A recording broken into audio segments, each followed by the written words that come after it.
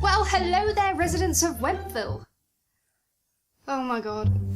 I feel like I have to apologise for that one. I swear, the more I make videos, the worse my intro gets. But today I'm going to come to you with a story video. I'm going to talk about the time I got myself into a police chase. So yeah, first I need to describe something about my dog.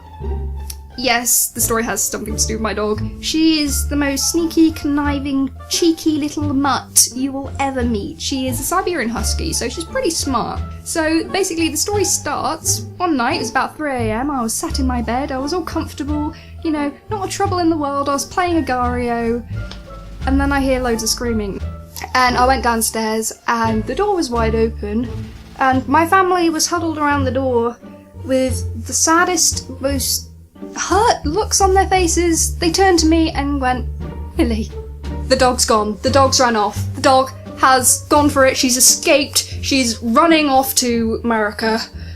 They didn't quite say that, but they were pretty distraught. And I was just like, okay, because the one thing that I hate about this road is cars always zoom past really fast at night, and the amount of dead cats I've seen on this road is literally like a cat graveyard. Now imagine if my dog got hit. Anyway, so yeah, me and my stepbrother dad, let's call him, we're gonna call my stepdad Roger. So yes, we instantly got into the car. Now one thing I must say is that the police around here don't really have much to do. I live in a small village, there's not that much going on really, there's not much crime. Actually, there's a point, the other day actually, one of the people that worked at the local Chinese did go crazy and go around butchering people with a meat cleaver.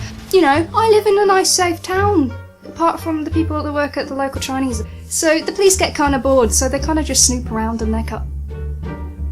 I say as a police car drives past, like this exactly, like the police are bored, so they just drive around snooping in their cars, looking for trouble. So yeah, we got in the car to look for this dog, which had just run off randomly. I don't even know how she got out the door. We started trundling around, and we couldn't see her. She'd gone. For all we knew, she'd been run over somewhere, or, don't know, run off with her Italian wolf boyfriend or something, I don't even know. And there was a police car neatly tucked away in the corner, looking for trouble, as they do. So we drove past this police car, and you could just see him just eyeing us up.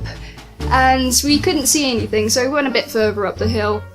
Nothing up there. We rolled down the window, started shouting out, "Misty, where are you?" Because, you know, that's my dog.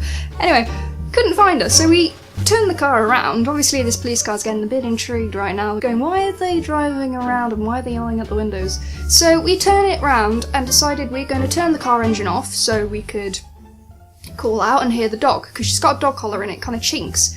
So we turned the car engine off and let the car roll down the hill.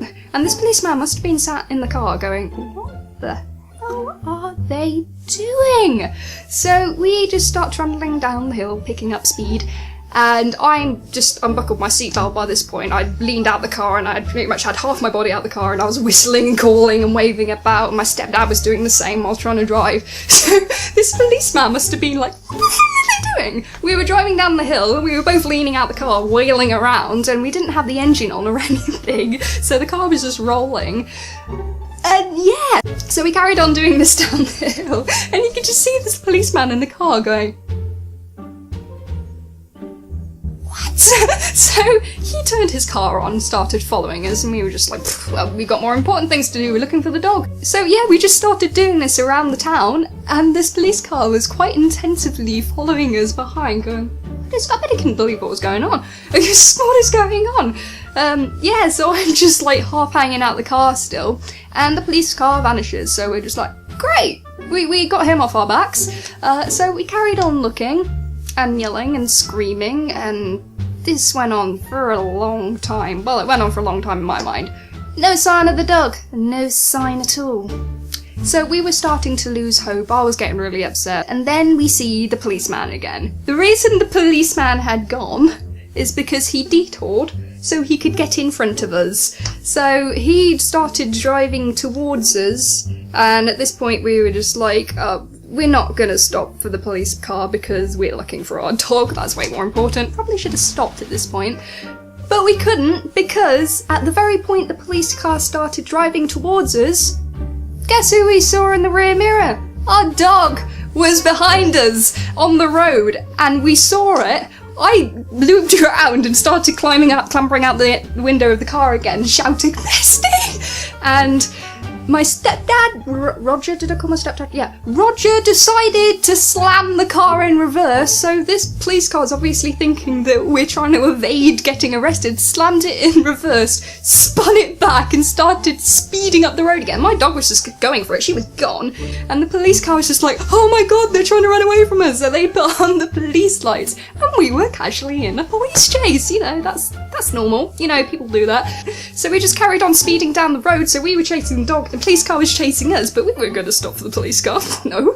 And so yeah, we carried on, and my dog spun off into a side road, and we just caught up with her. So my stepdad slammed on the brakes, and I just ran out the car, which looked like I was trying to run away from the police. This must have looked so bad to the poor police officers. Yeah, so I ran off, and the police car pulled up next to the car, got out the car, and he was looking at me, and I'd obviously got the dog at this point, so I was tackling something on the floor, and it was in pitch black, so it's 3 AM, so he couldn't really see what was going on, so he just hands and legs flailing around me, going, I got him, get in the car! So that poor policeman was just like, what are they doing? But yeah, we did explain in the end. He was alright. He kind of found it funny in the end, the fact that, you know, we'd lost the dog.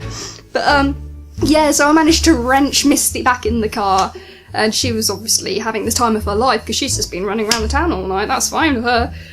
So yeah, my stepdad explained everything. Policeman was just like, okay, just don't be stupid. And he went. And I basically got back, and I'd messaged my friend saying be right back. And it must have been about half an hour later, so I was just like, yeah, I've just been in a police chase within that time. She was just like, what? So yeah, that's just a little bit of a story for you. I thought it was kind of funny because who does that happen to? It's just my luck really, isn't it?